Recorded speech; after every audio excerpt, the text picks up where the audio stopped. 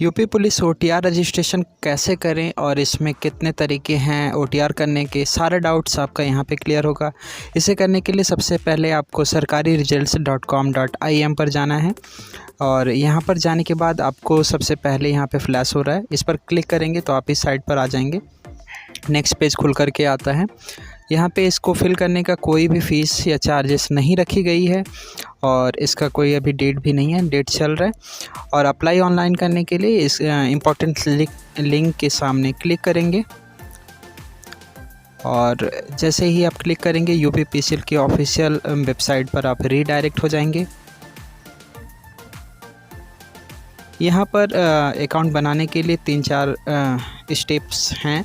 सबसे पहले स्टेप्स में आपको अपना ईमेल आईडी और मोबाइल नंबर डाल के जनरेट ईमेल ओटीपी और मोबाइल ओटीपी पर क्लिक करना है। क्लिक करने के बाद ओटीपी फिल करके वेरीफाई करेंगे। नेक्स्ट पे वेरिफिकेशन है, फिर पर्सनल इन्फॉर्मेशन है, फिर पासवर्ड बनाना है। ये 4 स्टेप्स में आपका ओटीआर जनरेशन कंप्लीट हो जाएगा। चलिए शुरू करते हैं। सबसे पहले आप अपना ईमेल आईडी डाल के जनरेट ईमेल ओटीपी पर क्लिक करते हैं और इसके साथ ही साथ आप अपना ईमेल या फ़ोन में जीमेल ओपन कर सकते हैं और वहां पर ओटीपी फाइंड आउट कर सकते हैं। साथ ही साथ आप मोबाइल नंबर के लिए भी ओटीपी रिक्वेस्ट डाल सकते हैं और जहां पे भी जैसे आपको रिसीव होता है मोबाइल का ओटीपी आपको मोबाइल वाले में डालना है और ईमेल का ओटीपी आप ईमेल में इंटर करेंगे। अगर ईमेल नहीं आता है तो यहाँ पे जो टाइमर चल रहा है, जैसे ही टाइमर कंप्लीट होगा आप रीजनरेट पर फिर से क्लिक कर सकते हैं। मैंने दोबारा रिक्वेस्ट दी है क्योंकि मेरा ईमेल नहीं आया था। अब इसके बाद जैसे ही मेरा ईमेल आता है मैं यहाँ पे ओटीपी एंटर करके वेरीफाई एंड प्रोसीड पर क्लिक कर दूँगा।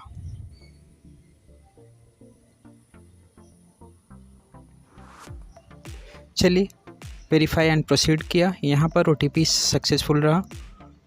यहाँ पे कुछ टर्म एंड कंडीशन है जो कि वेरिफिकेशन के तौर पे आपसे कह रहे हैं, आप इसको पढ़ सकते हैं या फिर आप इसको सुन सकते हैं। और वेरिफिकेशन के लिए इनके पास दो प्रकार दिया गया है, आधार से और डिजी लॉकर से। और नहीं है तो आप नीचे थर्ड वाला ऑप्शन ले सकते हैं।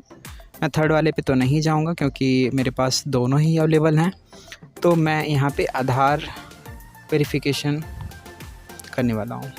वेरिफिकेशन थ्रू आधार पर क्लिक करते हैं। यहाँ पर आप अपना आधार नंबर या वीआईडी नंबर एंटर करेंगे। एंटर करने के बाद जनरेट आधार ओटीपी पर क्लिक करेंगे। जैसे ही आप ओटीपी पर क्लिक करेंगे आपके मोबाइल नंबर पर एक ओटीपी आएगा। ओटीपी एंटर करने के बाद वेरीफाई एंड प्रोसीड पर क्लिक कर देंगे।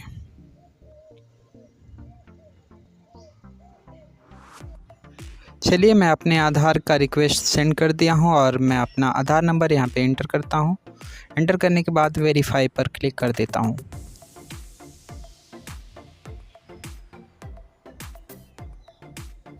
अब यहाँ पे आपका पर्सनल इन्फॉर्मेशन आधार के ज़रिए वेरीफाई करके कुछ डिटेल ले लेते हैं, जैसे आपका नाम, जन्म तिथि, जेंडर। और यहाँ पे आपको हाई स्कूल के अकॉर्डिंग आपका नाम और जन्म तिथि और जेंडर और फादर्स नेम फिल करना होता है। और फादर्स नेम आप यहाँ पे एज पर आधार करेंगे और इधर साइड में री एंटर जो फादर्स नेम है वो एज पर हाई स्कूल रहेगा। दोनों में आई थिंक सेम ही है मेरा। तो प्रोसीड करते हैं इंटर करने के बाद।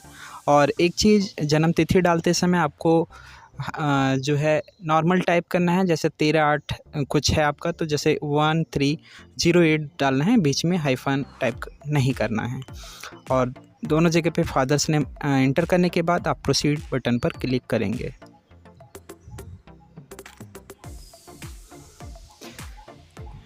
आपका ये सक्सेसफुली रहा और क्रिएट योर पासवर्ड वाले सेक्शन में हम आ गए हैं, जो कि लास्ट है।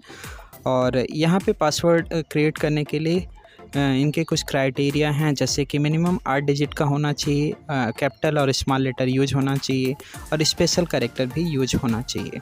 जैसे एक एग्जांपल देते हैं कि आप इंडिया से हैं तो आप लिख दें इंडिया और स्पेशल कैरेक्टर में $, कोई सिंबल ले सकते हैं और उसके बाद फिर छोटा लेटर भी डाल सकते हैं, उसके बाद फिर नंबर भी डाल दें। तो इस तरीके से आपका 8 डिजिट में एक पासवर्ड जनरेट हो जाएगा, जो कि काफ़ी स्ट्रॉन्ग होता है। तो आप अपने हिसाब से कुछ भी रख सकते हैं। जैसे एक एग्जांपल मैं देता हूँ, India@S7, ये आपका एक परफेक्ट पासवर्ड होगा। चलिए फटाफट पासवर्ड एंटर करता हूँ। और कैप्चा बाय डिफ़ॉल्ट इस साइड पे ले रहा है, जो कि आपके कर्सर के मूवमेंट पर ही डिपेंड करता है। अगर कोई रोबोट करता है तो रोबोट कभी भी एक कर्सर एक वे में चलाता है, तो एक कर्सर के वर्किंग प्रोसेस को कैप्चर करते हुए कैप्चा सक्सेसफुली फिल कर रहा है अपने आप। Preview and create an account पर क्लिक करते हैं।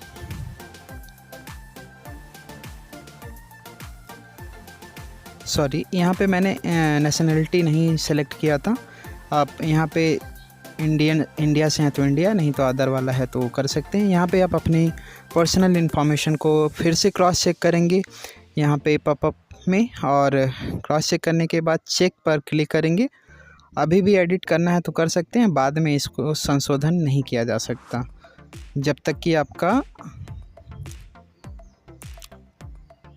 भर्ती की प्रक्रिया पूरी ना हो जाए। तो चलिए, हमने कंफर्म कर लिया कि मेरी डिटेल और इन्फॉर्मेशन सब सही है। मैं प्रोसीड बटन पर क्लिक करता हूँ। बस आपका हो गया OTR रजिस्टर।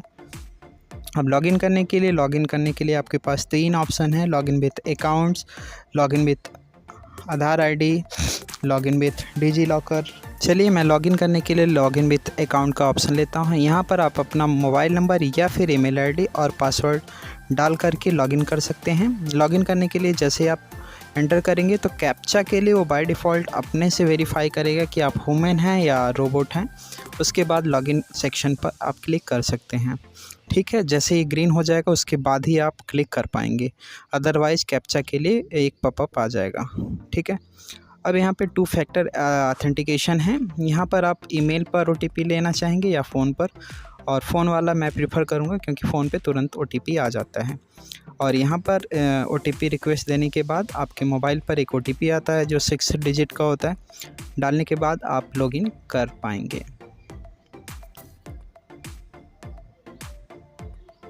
तो इस तरीके से दोस्तों आप अपना OTR रजिस्ट्रेशन कर पाएंगे, और कोई भी फॉर्म जो भी UPPCL के थ्रू आएगा आप यहाँ से भर पाएंगे।